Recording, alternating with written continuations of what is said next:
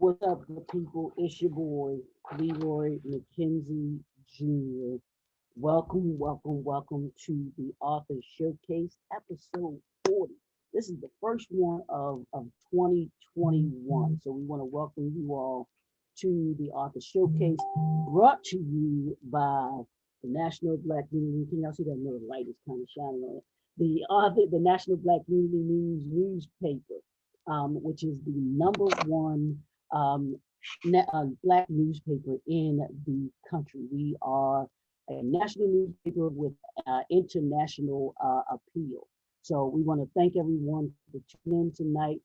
It's Leroy McKenzie Jr. and this gentleman that you all see with me tonight is our special guest, and we're going to get into our conversation with him because he has a phenomenal story that I can't wait to actually hear myself too. So we're going to have a great conversation with this brother. I'm going to let him introduce himself because that's what I do. I let the authors talk about themselves to kind of give the people a little bit about who they are and everything like that. So I would like everybody to actually meet uh, Lawrence Darrington.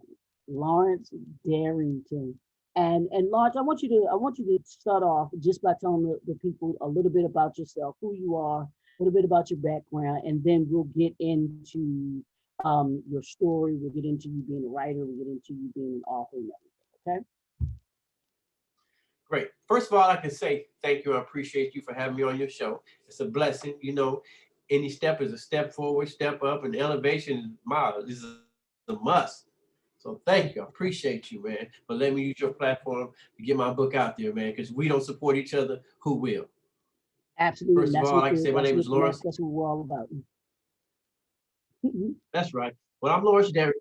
You know, I'll be 55 in May. Don't look it, but hey, I'm blessed.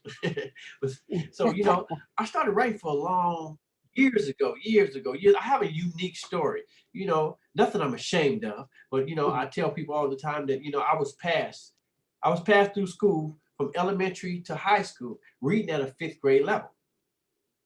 And that might sound crazy, strange, distinctively my teacher teaching me to spell my name, to where she just got frustrated and told me to just write Larry. It means the same thing. So I was Larry all the way until I was in high school. True story. And everything happened for a reason. And the man you see today is a different man you would have met a long time ago. Just know that. Now, what? Anything? No, go ahead.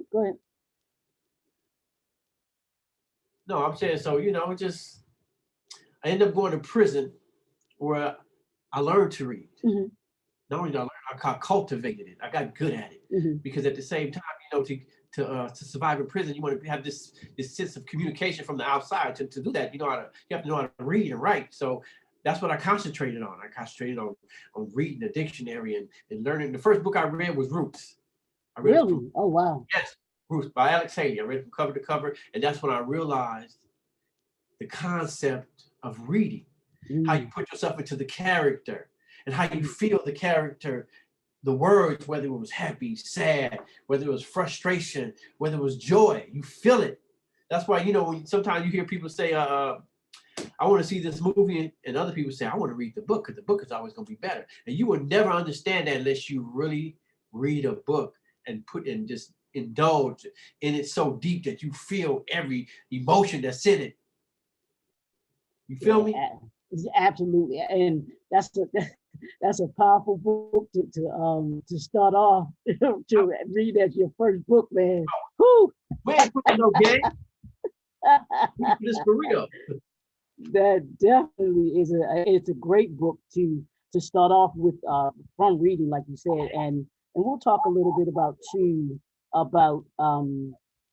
talk a little bit about the like you talked about being a writer and how people how you capture an audience, because one of the things I know that I've learned, and I don't write, I'm not a fiction writer, but but I'm an avid reader. I love to read fiction, nonfiction, but the books that capture me those books where the writer puts you literally right in the of what they're talking Story. about, where you can Yes. visibly see what it Grabs your is that they're imagination. talking about and everything like Yes. that. And Roots definitely, the book by Alex Haley definitely Does that. does that, does that for you and everything like that. So I know that that was a powerful book to be able to read. Now, is that what reading that book, is that what got you started writing? Was that the trigger for you to say, hey, I want to be a writer, or was there something else that captured you and made you want No, it wasn't the to say, trigger. hey, you know It, what, I can be a writer? that showed me how emotional reading can be. Okay, okay. So I was like, "Whoa, I want to be able to tell a story like that, where you could feel it." Mm, mm, mm. You put when you put Alex Haley down book down. That's for If you sure. read if you read Alex Haley, if you read Roots or you seen it on TV, when you put that book down, ooh, you thought different about a whole lot of things. Yeah, absolutely. And we won't even go into Absolutely. that. That is for sure. You could That wait is to go to school next day. Like, well, yeah, you feel me? Let me that is cool. true. That Oh, is true because it does something to you, and it's funny man. because This I was Kente. I watched I remember watching Roots as a little boy, Yes. you know, and you didn't really, because I think it came out what mid 70s, I believe it was. So I was born in '69, so I'm 52. I'm a couple of years to come right there with you. So you're a little boy watching, so you didn't grasp what it, what we were seeing at that time. Yeah, at the time. But I didn't watch it again until I was an adult. I think I was Yes. probably what maybe my 30s or 40s, something Yeah. like that. But to watch it from that adult man and to watch it from that little boy are two different perspectives Oh my God. and a whole lot of understanding in between the a whole lot of understanding in between the two, I mean, and everything. So yes, being Alex Haley is probably I mean one of the greatest writers. see, that's um because I remember when I let my 15-year-old daughter watch a slavery movie, okay, okay. and Oh wow. she was so hurt, and she Yeah, was like, yeah, "Daddy, is this true? Did they yeah, really do us like that?" I was like, yeah, "Yes, baby." She was like, "That's so sad." I said, yeah. "Yeah, it is." I said, when you as you grow and you mature and you watch it again as an adult, your whole demeanor gonna change from being sad. That's the Yeah, difference. and The two you just really perspectives. do. I think, like you said, there's, I know for me, there was just a lot of learning, just a lot of things that I came to understand between watching it, and even now, maybe like several years ago when it came on, I couldn't even watch the whole series when they put it on TV and everything like that. Yes, yes. And I there were a couple of things that stuck out to me now that I didn't, pay attention to even as an adult and everything like that. But I caught it now though too.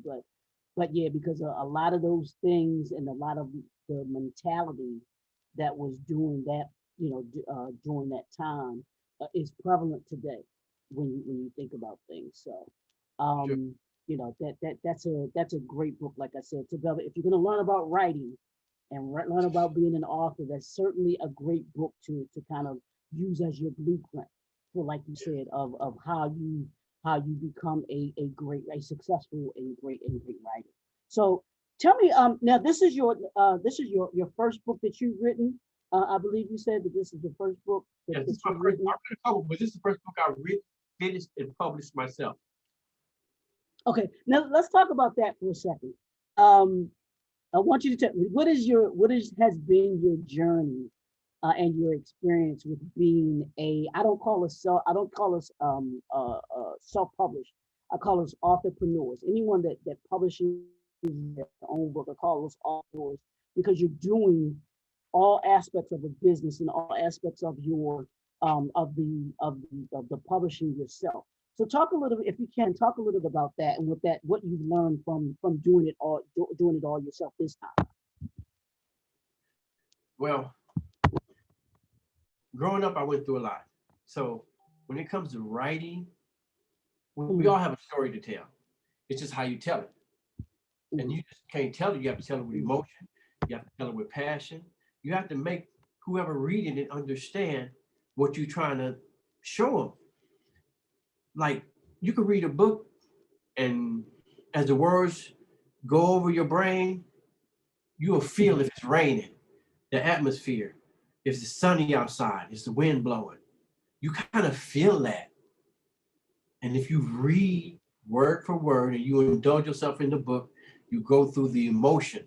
And I wanted to be able to do that. I want to be able to tell that story. And I want to share this with you is that what I realized that when it comes to men and women do more reading than men. Men rather see the movie. We know that. But women, they really, so that was I knew that was going to be my audience. So that's what I wanted to do.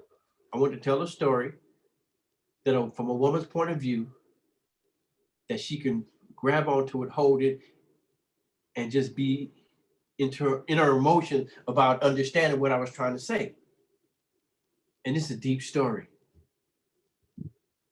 Yeah, and I want to actually get into that. Let's tell people first the title of the book, and then if you can tell us tell us a little bit about the book. Give us an overview of what the book is about, and even where you came how you came up with that story, because that title's gonna grab you. The title's gonna grab you, and then it's intriguing because you want to know where did that name, where did the title come from, and then what's this story all about. So I'll let you tell what the title is, and then a little about the story. Great, good. Well, it started from a dream. Let me share this with you. Have you ever had a dream, wake up the next day, and knew you had a dream, but you couldn't remember what the dream was about? Right. Okay. So I used to do that a lot. So one particular time I said, I went to sleep. I put a paper and pen next to me. I went to sleep, had this dream, woke up, and I wrote it down. And I went back to sleep. And then when I woke up the next day, I remembered, looked at the paper, read it, and it came back to me like that. So that was a practice that I started doing. So one particular night, I had this crazy dream that my son's mother had went through a situation where she was raped. So I asked her about it. She was like, "Why are you asking me that?" Kind of offensively. So I just left it alone. 2 weeks later, she came up to me and said, yeah, what? And she told me what happened. I was like, wow, what happened? She said it was somebody she was dating with, and her mother and his mother went to school together, and she told her mother, and her mother had words with the other mother, and one thing led to another. She never seen the guy again. That's all she said. So I kind of tossed and turned with that, and I woke up one night and I just started writing, and I cultivated a story around it. And the concept it was about a 17-year-old girl who went through a traumatic period in her life where she was raped. She buried it in the subconscious, deep as she could, forgot about it. Excelled in school, graduated top of her class, and ended up being one of the top neurosurgeons at this hospital. Everybody she looked up to, she was giving lectures to later on. 20 years had passed by, she runs into a guy. Every time she seen him, she felt sick, uneasy, uncomfortable. Something about this guy turned her stomach, but she didn't know why. One night after a couple drinks, she goes home, go through some yearbooks, realize who he was. He changed his name. She had a nervous breakdown. Her friends come back up, bring her back up to par, put her back on her feet. She knew what she had to do. I'm not going to spoil it for you, but the Karma Club is about a group of women that got together and said, enough is enough. And they went after every man that ever molested them and raped them when I was growing up. Because there's no timeline for monsters, and what goes around comes around. Welcome to the Karma Club. That's the pitch. That makes it deep. That makes it want to know more. Because whatever a woman goes through, you'll never understand unless she tell you. You understand that? Yeah, that's what it's about. Empowering, uplifting. Yeah. Now, how was that? Wow. Now, how was that writing? Because your main character is a female. How was it for Renee. you being a male writing a female lead character like that? That's interesting. Well, just when you around women your whole life, you start understanding them. I mean, the main thing about women that I realize is you have to pay attention to what they don't say majority of the time instead of what they do say, because they hide a lot. They bury their heart. Sometimes they've been hurt so bad that they got these walls up before they share themselves with you. They have a lot to deal with, and you have to understand that. It's a process. I remember I have to share this story with you. When I first got ready to publish my book, I was looking for a publisher. And a friend of mine introduced me to a guy who had a publishing company. He said, I want you to meet this guy. So I go, he ended up being a pastor. He was a pastor of this church. So I met with him, we talked, and he told me he'd give my book to his secretary if she's going to read it. If she read it, she likes it, he'll read it. So she read it. He called me and said, well, my secretary liked your book. I said, good. He said, I'm going to read it. I'll tell you what I think in about 2 weeks. So about a week went by, he gave me a call and said, you have a great book. I really like this book. I said, thank you. He said, man, I want to help you publish this book. I said, do you? Man, I was just happy. I was ecstatic. I was like, man, I really appreciate it. Then he said, yeah, but when he said, but, it was just like, I looked at him. He said, there's not enough redemption in this book. I said, what? He said, there's not enough redemption in this book. If you change it around a little bit, you'll be able to. I said, wait a minute. I mean, I know what redemption means, but how can you tell a woman how to get over going through something so traumatic? There's no time frame for that. And the first thing that comes to her mind is not put it in God's hands and forget about it, forgive. So he was like, well, just think about it. To me, there was nothing to think about. I went home that night and I was watching TV and this comedy show came on. And this is what the defining moment for me. It was an Indian guy. He was telling this joke, but it made so much sense. He said, when I was a little boy, I watched all these cowboys and Indian movies. And I always wondered why the cowboys always win at the movies. So I walked into this guy dressed like a cowboy. And I said, excuse me, sir, are you a cowboy? He said, yes, sir. He said, why do the cowboys always win in the cowboy and Indian movies? He said, well, son, when you Indians get enough to make a movie, then y'all can win. And that was deep for me. And I was like, I'm a publisher myself. And that's what I did. I self-published, did everything myself. How I put it out, how I wanted to put it out, not how somebody else wanted me to put it out. Yeah. You have to tell your story. That when I didn't hear you. now I'm sorry, say that again. I said, when you got to put your No, story. I was saying that too. I didn't hear the last part of what you said. Yeah, you got to put your story out, man. Not what nobody tell you. Yeah. That's not what I was feeling. Yeah, right. And that's one of the things when I started writing my books, I didn't want someone else to tell me how to tell the stories I wanted to tell. I knew I've never fit into a box. I've never been one to say, okay, I've got to do this way. Never been, it's just the way that I've been raised. My parents they raised me to be able to be who I am, to be authentic and true to myself. So in doing that with writing my books, I knew that I didn't want somebody else to tell me what my vision was. You can't tell me what my vision is.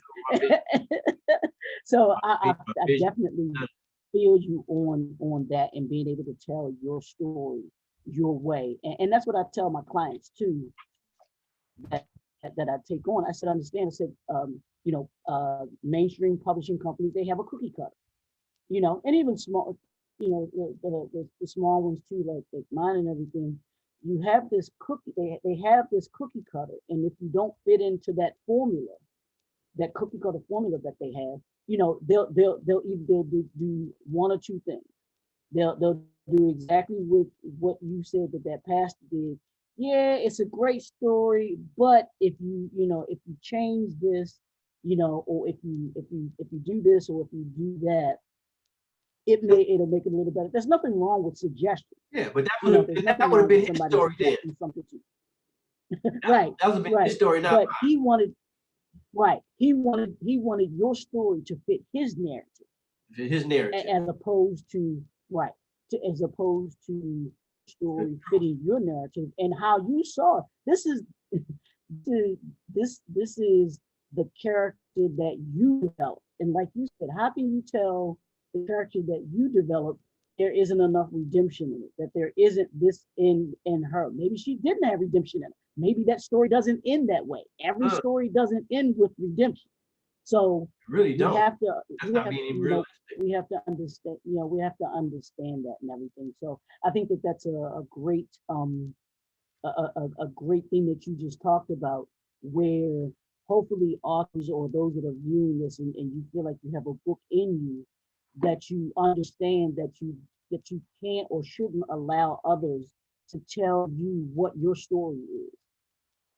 Even whether it's fictional or nonfiction, you don't allow them to tell you what your story is. You don't allow them to tell you what your character should or shouldn't be like. Now, hey, the other side of that is, like you and I, when you choose to do that on your own, you got to remember you're putting on all of those hats. You don't have to, and it's something, when you wear all of those hats, that means you're doing everything. Yes, I did. You don't have somebody to be able to. That means you got to find the editor. You got to find and that's another great story that I got to share with you when it comes to editing. Okay. Game. So I had when I decided to self-publish myself, after we put it all together, I remember I was looking for an editor, and a couple people, and I would Google it on the internet, and then I never forget they was telling me that they was charging by the letter, by the word. They were charging by the word, and I was like, oh wow. So it was like $2,500. I was like, okay, that's a lot. By the word? Yeah. So I was like, okay, wow. That ain't gonna work for me. So I had went to this book show, right? And I met this female. She had about 14 books out, and we was just sitting up top, chopping it up, and I was telling her about my editing problem, and she said, that's not a problem. It's only a problem if you make it a problem. I said, okay. She said, she's not going to give you some game. And the same game she give me, I don't mind sharing with nobody else, because she gave it to me. What she told me to do, and I did. I went up to the local college. I went to find a teacher that I was an English major teacher. He introduced me to his best students. I had one edited, and then this person edited, and then he graded it. And I gave both of them $200 a piece. Boom, my book was edited. Game. Yep. And people understand that what you just said, and they think that you have to, yes, there's a certain expertise, but that you also have, what you did was you actually assisted those students, because that actually probably went towards their particular class and everything like that. And they got paid. So right. So you put some money. You put some money in their pocket. They ain't mad at you. Everybody was happy. Right. It's a big difference between $400 and $2,500. Isn't it? That's a big difference. They got good. But I mean, and that's interesting that you say that they chart that the editor wanted to charge you by the word as opposed to the page, because different people do it different ways. Now, mind you, but I'm going in blind because I don't know. It could have been honest, the truth, or he could have just inflated it. I don't know who I'm arguing with, because I never had it done before. Right. I just know that was a lot. And it's done different. Right. Yeah. And like I said, it's done different way. Different editors and even different printers do it different ways. Because so it can be done. I think either some like I said, do it by the page. Some do it by the word. All of the different ways to be able to say, hey, but that doing it by the word just seems a little more difficult for me, as opposed to saying, hey, and a lot of people don't understand that it's a lot of things, and it's a lot of pieces to this puzzle that you got to put in motion to make it happen. Just like, for instance, when I got ready to go, I went to 10 bookstores. I went to 10 black bookstores to try to put my book in the bookstore. So eventually I only used 2 of them, only because I like the conversation. Because at the end of the day, 40% is a lot when you got to get the people to come to the store to buy the book. Correct. So technically all you're doing is putting on the shelf and that's it. So that didn't make any sense for me. Mm-hmm. So I almost got to give you 50% for just putting the book on the shelf. So that didn't work for me. So I grind. I had book signings, pop-ups. I was just all over the internet, just Facebook, you name it. I did it. I sold 1,000 books with no bookstore last year. So it can happen. It definitely can happen. Grind never stops. You know, I remember one time I felt some type of way because sometimes friends and family be the last people to support you because they always feel like you should give. Nah, let me get one. Let me give you this. Let me give you that. You know, nobody really want to support you. And it's sad but true. And I felt some type of way about it one day. And I remember this old lady came to me and she said, I understand. Because we was having this conversation. She said, but don't let that bother you. Don't let that get in the way. Don't let that stop your journey. Remember, this is your journey. You asked for this. Don't give up. She said, remember one thing. It's always going to be more strangers than family and friends. And I was like, okay. And I swear I could sell a book to a stranger like that. Because they just listen.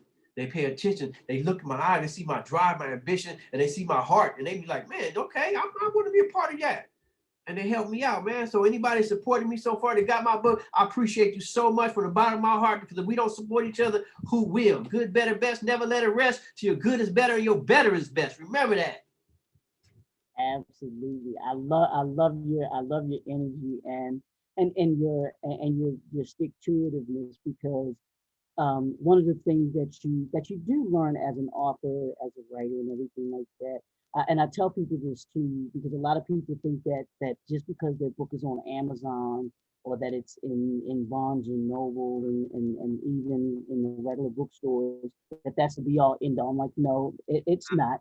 I said, but you have to understand that they're going to take their cut, just like that bookstore owner told you. They're going to take their cut because you are paying for that. Well, actually, what you're paying for is that book to be in that space. Thank you. And they don't even, and I tried to tell a friend of mine who had a book out. I said, check this out.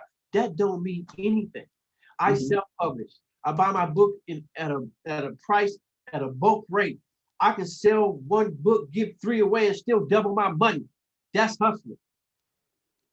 Absolutely. Now, if you go to a publishing company and they sell your book for $13, $15, they get their money off the top. You might get $2 off of it. You know how many books you got to sell to see some real money if you get $2 a book? And that's the part that people don't think about too. They don't think about that's because they don't get into the cost of what it makes, that $15.99. And even I always tell people too, it's almost like you have to look at it too, not just from a book publishing, but also like music, the music industry with CDs. That book may cost you $14.99, $19.99, $25.99 as an author. But you got to remember, everybody's getting their cut out of that. Getting their cut. By the time everybody's taking their cut. And by the time we get to you cut out. Right. You definitely have to understand that. And that's part of when you are an entrepreneur, you understand, hey, all right. Invest in yourself. Publish your own book. Right. Invest in yourself, publish your own book. Make it happen. Right. Just believe it's going to happen. Right. That's the first rule of the game. Believe it's going to happen. And it might not happen overnight. It might not happen tomorrow. It might not happen. I met a guy who had a book out. And he pushed his book and finally got a movie deal after 20 years. And I was like, okay. He said, never give up. And I was like, okay, so that's how I am, man. I'm grinding. I don't care how long it's going to take. This is going to be a movie. I believe it. I'm claiming it. The journey never stops. Never give up. Never give in. And I'm going to never throw in the towel. Believe it. When people ask me, I'm still pushing the book. Why you want to buy another copy? Exactly. You know? Now, to everybody know, it is what it is. Go ahead, brother. Now, tell me this: what's the message that you want the reader to come away with from reading your book? And did you give the title? I didn't hear you say the title. The Karma Club. There you go. There you go. Perfect. The Karma Club by Lawrence Darrington. You know, I feel like this. I had a young lady who hit me and called me and said, I read your book 5 times. Oh, wow. You read 5 times? She said, this is a person that's really into God. You know, and she said, I'm not even gonna lie, your book was somewhat of a fantasy for me. Because I've been through this situation where I was raped and I was molested growing up. And she said, if I had the opportunity to get every man back who did something to me, I would gladly take it. She said, but the woman that I am now, no, I can't. She said, but when I read your book, it takes me to another place mentally to where I have a sense of satisfaction. I was like, that's kind of deep and scary, but okay. You feel me? But wow, that's deep. That's deep. It's empowering, man. Know that. It's very empowering. You're going to laugh. You're going to cry. You're going to cheer. You know, you're going to be like, what the? All the above. Guarantee it. Just give me the opportunity to blow your mind. I guarantee I'll blow it. It's a page turner. You won't put it down. I guarantee it. And I used to tell people all the time, you know what? I believe in this book so much that if you want to read it, inbox me. I'll send it to you for free. Read it. If you don't like it, you ain't even got to pay me. Yeah, y'all heard that, right? so you get some. If you hear some dings while you're on the phone or while you're on the live here, you know the on Facebook. You know, Lawrence Darrington. I love it. Now, what does that title, the Karma Club, mean to you? What does that when you hear that? What goes around comes around, because karma comes in. It can be bad karma and it can be good karma. It just depends. You sometimes you get back what you throw out in the universe. You know, if you throw out some bad karma, believe me, karma got your name. It's coming back at you sooner or later. You might live your whole life, but on that last day, everything's gonna be turned upside down. Know that. So sooner or later, karma gets its due. I like that. Now, with this being your first book, what do you think are the 3 keys to writing a great novel? Patience, time, motivation. It's like a recipe, you know, when you add all these different ingredients to it to be able to finish what you started. You know, a lot of people tell me, you know, a lot of people get stuck with like writer's block. Like me personally, I never really had that problem, because if I get stuck, I start writing something else to where I start writing. Because I got like 13 books that I had been working on that I'm writing. And when I get stuck on one, I pick up something else, start writing on that. But when I finished this book, and I was like, I got this. You know, when I first got ready to put this book out, I stopped. It was just like I was going through something in my life and I stopped. Now, this is the crazy part. I published this book in 2014. Okay. I sold 50 copies and just went on about my life, doing everything I thought I wanted to do, handling my business. And it was just on the shelf. And then a friend of mine kept asking me, when are you gonna put your book out? I mean, what happened to your book? I was like, I got it. So what happened? I said, you know, I kind of got sidetracked, you know, and she just kept telling me, you know, you need to put your book out. Where your book at? Put your book out. And she kept pushing me, kept motivating me. And I was like, okay, I'm gonna do this. You know, so shout out to Melina West. Much love, Jazz. Ain't could have done it without you, you know. And I got ready to put my book out again. So then she asked me, when last time you read your book? I was like, I don't know. Why? She said, you should reread your book. So I took a deep breath. I reread my book and I realized it was kind of outdated. So I had to update it. Like, you know, a lot of stuff we were saying back then, we say different now. So I updated my book and I republished my book last year. I republished my book last year. I put it out in March, and between March and now, sold almost 1,100 copies. No, that's awesome. Yeah, that's awesome. Just really pushing it, never giving up. You know, I hear a whole lot of no's, but I hear a lot of yeses too. You know, and the biggest form of advertisement ever is word of mouth. So when almost everybody that buy my book, they take a picture, I post it on my page, or they post it on their page and they tag me in it, and that makes 1 or 2 people be like, the curiosity saying, what's that? Oh, it's a book I got called The Karma Club. For real? Or when you read it, let me know if it was good. And I know it's a good book because I stand behind it. They be like, oh, wow, it was really a good book. Okay, I want to get a copy. Boom. And that's how I sell books. and it works and it goes. And I'm proud of my journey, you know, and I hear a lot of people tell me, man, I'm really proud of you. I said, thank you so much. I appreciate it. But don't tell me you're proud of me and you ain't supporting me and bought a book. I know, right? Just keep it real. Let that sink in. That You is feel me? true. Now, what advice would you have for a up and coming on aspiring author? What would you tell them about getting their bringing their book to life, going from the thought, hey, I got this book in my head, to actually where they're holding it in their hand, like you just did with your book. What advice would you give Well, the number one thing a lot of people don't understand is don't ever let nobody tell you what you can't do, what you can't have, where you can't go, and who you can't be. them? Those are the big. Let those be somebody else's failures, not yours. I hear a lot of people always tell me they want. I said, well, you know what? If you want to do it, just do it. Where do I start? Where do you want to start? I said, you can just buy a tape recorder and just speak into it, and then write it back down later. Or you can just start writing it down on a piece of paper, and then have a whole bunch of pieces of paper, and then just put them together later. You can start from the beginning of the book, the middle of a book, the end of a book. It's up to you. But first thing you need to do is start. Just start. Everything else will come. That's the Start. biggest thing. Yeah, All you have to do definitely is is start. getting started. I'm not saying you have to finish it. I'm just saying you have to start. Finish is on you, but you have to start. It's like a race, no matter how, just like a race, it's not about how fast you run the race. It's about completing it. Absolutely, absolutely. So what's next for you, brother? What you got? What you got going on? Well, We're in January 2021. So what's down the road in 2021 for Lawrence Darrington? like last year, I had some investors. I was getting ready to shoot a movie trailer. Then the pandemic hit. When the pandemic hit, all my investors went dormant. Hollywood shut down. Netflix took over everything.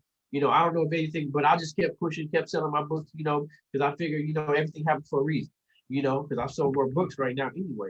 So I figured I've been just grinding for raising money. I'm going to shoot a movie trailer this year. If everything opened up, I'm going to shoot a movie trailer. I got a brother named, good brother named Greedy Greg's going to help me out, and we're going to do this, man. This is going to be a movie. I'm claiming, I'm telling you, I'm not giving up. I'm bringing this to life one way or another. It's crazy because sometimes you can't expect everybody to see your dreams, see how ambitious you are. And some people don't even know your worth until you worth something. But by then it's too late. And that's the thing too that I tell people too. Your vision is just that. It's your vision. So you can't expect everyone to see what it is that you see. And in order for you're the one that's responsible for bringing your vision to reality.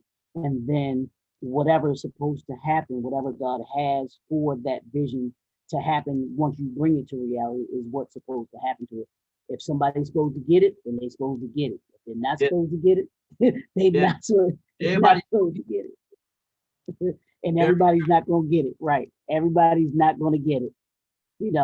Everybody is not going to get it. Now, before we close out, I want you to tell everybody how they can connect with you. How can they buy the book?